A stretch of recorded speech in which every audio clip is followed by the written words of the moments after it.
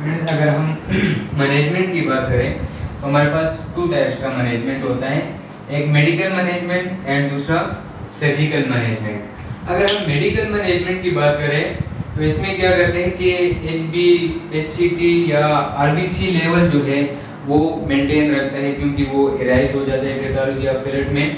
Iron supplements देता है, क्योंकि हमने बोला था कि न्यूट्रिशन डिफिशिएंसी की वजह से एनीमिया भी हो सकता है। इसके अलावा अगर एनीमिया ज़्यादा है, ठीक है, तो उस सिचुएशन में क्या करता है कि उस पेशेंट को ट्रांसफ्यूज करता है।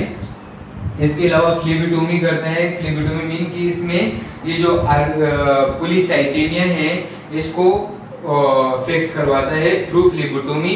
फ्लेबोटोमी में जो एक्सेसिव आरबीसीज एंड HB जो है इसको निकाल देते हैं और उसको फिक्स कर देते हैं। प्रोस्टाग्लैंडिन E1 देते हैं इसमें। प्रोस्टाग्लैंडिन E1 क्या है? ये ब्रोंकोडायलेटर है, सॉरी वेजोडायलेटर।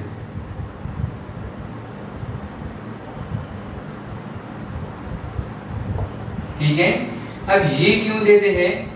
एक तो ये यहाँ पर जो स्टेनोसिस है, नेर्विंग है, इसको कम करवाएगा, इसको यहाँ से डायलेट करके फिक्स करवाएगा। दूसरी इसकी जो मेन फंक्शन है जो हम बेसिकली चाहते हैं, ये यहाँ पर जो डक्टस आर्टियोसिस है इसको हमने डिटेल के साथ डिस्कस किया है, डक्टस आर्टियोसिस क्या होता है, और पेटेंट डक्टस आर्टियोसिस भी हमने डिस्कस किया है। सो यहाँ से इन फीटल सर्कुलेशन जब बेबी यूट्रस में होता है तो ये एवोर्टा एंड पल्मोनरी आर्टरी के बीच में एक जंक्शन होता है, एक शंट होता है, जिसको हम क्या कहते हैं? डक्टस आर्टियोसिस। अब आफ्टर बर्थ जो है ये क्लोज हो जाता है। बिफोर बर्थ क्या होता है कि यहाँ से एवोर्टा में ब्लड चला जाता है और towards the body. After birth ये क्या हो जाता है? क्लोज हो जाता है और कन्वर्ट हो जाता है इन लिगामेंटम आर्टियोजम में। लेकिन prostaglandin E1 tetralogy of Fallot में हम वेजोडाइलेशन के लिए देते हैं, ताकि ये जो पेटेंट डक्टस आर्टियोसिस है ये पेटेंट हो जाए, ओपन हो जाए। अब देखें, जब ये ओपन हो गया आफ्टर बर्थ, तो देखिए यहाँ से डीऑक्सीजनेटेड ब्लड आ रहा है इन टुवर्ड्स एवोर्टा। जब ये यहाँ पर आएगा तो यहाँ पर इसका प्रेशर ज़्यादा है और यहाँ पर कम है, तो ये यहाँ से इस तरफ आना शुरू हो जाएगा। जब ये यहाँ पर आ जाएगा इन पल्मोनरी आर्टरी, अब ये यहाँ से टुवर्ड दी लंग्स चला जाएगा एंड लंग्स में ऑक्सीजनेट होके फिर वापस पल्मोनरी वेन के through left side of the heart में, और फिर जो है ये टुवर्ड्स द बॉडी, तो बॉडी को कौन सी ब्लड मिलेगी? फिर ऑक्सीजनेटेड। क्योंकि ये हम क्यों ओपन करवाना चाहते हैं? क्योंकि यहाँ पर ऑब्स्ट्रक्शन होता है, ये क्लोज होता है, यहाँ से ब्लड जो है वो टुवर्ड द लंग्स फ्लो नहीं कर पाता है, सप्लाई नहीं होता है। सो इसलिए हम प्रोस्टाग्लैंडिन E1 देके ये पेटेंट डक्टस आर्टियोसिस जो है इसको पेटेंट करवा देते हैं, पेटेंट डक्टस आर्टियोसिस में कन्वर्ट करते हैं, ताकि ब्लड जो है वो टुवर्ड द लंग्स फ्लो करना शुरू करे और प्रॉपर ऑक्सीजनेट हो पाए। इसके अलावा बीटा रिसेप्टर्स ब्लॉकिंग एजेंट देते हैं, ताकि जो मसल स्पазम है वो कम हो जाए और जो सिंपैथेटिक एक्टिविटी है वो भी डाउन हो जाए। दूसरा है हमारे पास सर्जिकल मैनेजमेंट। अब सर्जिकल मैनेजमेंट में ये टू टाइप्स का होता है, पैलिएटिव एंड कोरेक्टिव। पहले हम देखते हैं पैलिएटिव। पैलिएटिव में सबसे पहले है हमारे पास ब्लेलॉक-टॉजिक शंट। ब्लेलॉक-टॉजिक शंट जो है, इसके लिए हम थोड़ा सा ये डायग्राम को इम्प्रूव करते हैं। ब्लेलॉक-टॉजिक शंट जो है ये क्या होता है कि अब ये हमारे पास क्या है? एवोर्टा। यहाँ से ये जो जा रहा है ये एसेंडिंग एवोर्टा, ये हमारे पास क्या है? एवोर्टिक आर्क। अब ये क्लोज करते हैं, ठीक है, और यहाँ से ये इस तरफ जो जा रही है तो ये हमारे पास क्या है? Descending aorta. यहाँ पर ये जो है ये क्या है? राइट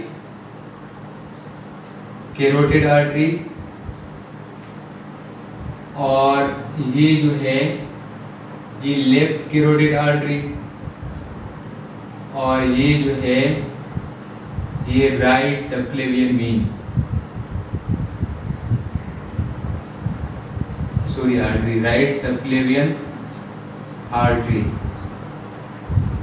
ठीक है, अब ये जो राइट कैरोटिड आर्टरी है, ये एओर्टिक आर्क से या एओर्टा से जो एक ब्रांच निकलती है, ये आगे जाके 2 में कन्वर्ट हो जाता है, 2 ब्रांच में कन्वर्ट हो जाता है।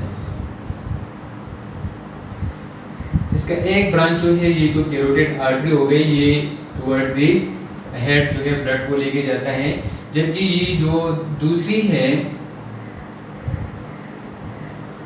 इसको हम क्या कहते हैं,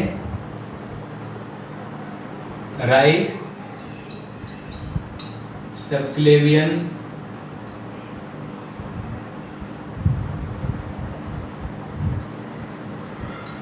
राइट सबक्लेवियन आर्टरी।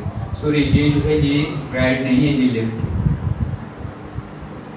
ठीक है, अब ये जो ब्लेलोटॉक्सिक शंट है, ये एक शंट बनाया जाता है, एक बाईपास बनाया जाता है between the right subclavian artery and ये पल्मोनरी आर्टरी के बीच में एक, ये जो पल्मोनरी आर्टरी है ये इस तरफ जो जा रही है, इसके और राइट सबक्लेवियन के बीच में एक शंट बनाया जाता है, एक बाईपास बनाया जाता है। ठीक है, अब ये देखें, ये जो ये यहाँ पर थोड़ा ये डायग्राम को क्लियर कर दें।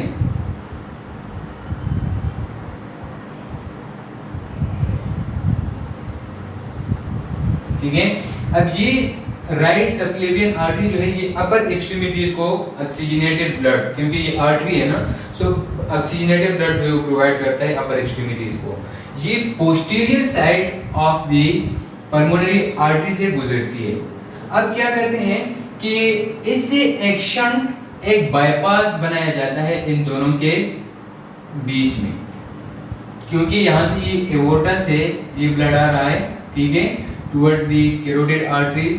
सो यहाँ से इस तरफ ऑक्सीजनेटेड ब्लड और यहाँ से ये शामिल हो जाता है। ये शंट हमने बना दिया, एक होल बना दिया, एक बाईपास बना दिया between subclavian artery and pulmonary artery. So यहाँ से जब ब्लड आएगा तो ये मूव करना शुरू करेगा टुवर्ड्स दी लंग्स, क्योंकि हम यही करवाना चाहते हैं कि लंग्स की तरफ ब्लड का फ्लो जो है वो ज्यादा हो जाए, क्योंकि यहाँ पर ऑब्स्ट्रक्शन है, लंग की तरफ ब्लड नहीं जा रहा। सो जब ये शंट हमने बना दिया तो ये लंग्स की तरफ ब्लड जाना शुरू हो गया, लंग में ऑक्सीजनेटेड होके फिर ये पल्मोनरी वेन के थ्रू में in left side of the heart में शामिल हो जाएगा एंड फिर एओर्टा। अब ब्लड जो है हमारे पास क्या है, ऑक्सीजनेटेड है। सो ये क्या था हमारे पास, Blalock Taussig shunt. So Blalock Taussig shunt is just a shunt between right subclavian artery and pulmonary artery। दूसरा है हमारे पास Waterston shunt. Waterston shunt जो है ये शंट बनाया जाता है बिटवीन एसेंडिंग एओर्टा, ये एसेंडिंग एओर्टा है हमारे पास, ठीक है, ascending aorta and pulmonary artery. अब यहाँ से ये क्या गुजर रहा है, पल्मोनरी आर्टरी ना, ये और ये एसेंडिंग एओर्टा। सो इस एसेंडिंग एओर्टा की पोस्टीरियर साइड पर क्या है, पल्मोनरी आर्टरी, तो इनके बीच में एक होल बनाया जाता है। सो ब्लड जो है अब शंट होगा from ascending aorta towards pulmonary artery and lungs की तरफ ब्लड जो है वो फ्लो शुरू हो जाएगा। ठीक है, ये हम क्यों कर रहे हैं, क्योंकि यहाँ से ब्लड आर्टरी जो है या वाल जो है ये क्लोज्ड है, इसमें ऑब्स्ट्रक्शन है, ब्लड लंग्स की तरफ नहीं जा रहा।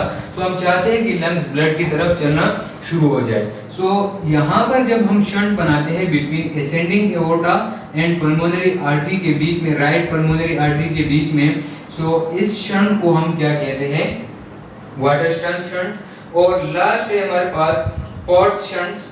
सो पॉट शंट जो है वो बिटवीन, ये हमारे पास क्या है, डिसेंडिंग एओर्टा, ठीक है, तो इस साइड से डिसेंडिंग एओर्टा आ रही है।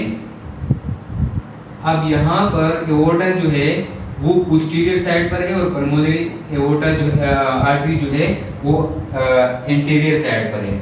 सो यहाँ पर ये क्या रही है, ascending और descending aorta। सो इस ascending aorta and pulmonary artery के बीच में यहाँ पर एक शंट बनाया जाता है, एक होल बनाया जाता है, ठीक है, क्योंकि ये इसके पास से गुजरती है। अब यहाँ से ब्लड कहाँ जाएगा, इस शंट के थ्रू पल्मोनरी आर्टरी में एंड पल्मोनरी आर्टरी से टुवर्ड्स दी लंग्स, और लंग्स में ऑक्सीजनेट हो गए पल्मोनरी वेन से राइट और लेफ्ट आर्टरियम, फिर left ventricle and through aorta towards the body oxygenated blood जाएगा, ठीक है। So Blalock Taussig shunt is just a shunt between right subclavian artery and right pulmonary artery.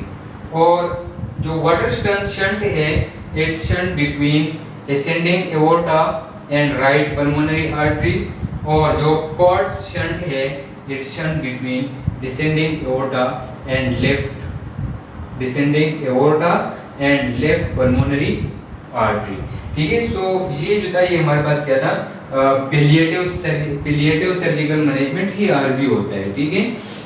इसके अलावा जो last में हमारे पास कोरेक्टिव सर्जिकल मैनेजमेंट है, तो कोरेक्टिव सर्जिकल मैनेजमेंट में क्या करता है, बेसिकली ये सारे जो डिफेक्ट्स हैं इनको फिक्स करा दिया जाता है। पल्मोनिक स्टेनोसिस को फिक्स करवाया जाता है, ठीक है, थ्रू पैचेस एंड जो ये क्या है वेंट्रिकुलर सेप्टल डिफेक्ट है, इसको भी क्या किया जाता है, फिक्स किया जाता है, ठीक है, क्योंकि यहाँ पर होल होता है, इसको फिक्स कर दिया। और ये जो एओर्टा है इसको अपने पोजीशन में लेके आता है इस तरह right side of the left side of the heart में। सो इस तरह इसको, ये तो डायग्राम में मैंने बहुत इजीली ये कर दिया, लेकिन इसका जो सर्जरी है वो बहुत मुश्किल होती है, ठीक है। सो यहाँ पर जब ये फिक्स किया जाता है, सो राइट वेंट्रिकुलर हाइपोट्रोफी जो है ये खुद ब खुद फिर फिक्स हो जाती है। सो ये क्या था हमारे पास, कोरेक्टिव सर्जरी, ठीक है, सर्जिकल मैनेजमेंट। अब अगर हम इसकी प्रोग्नोसिस की बात करें,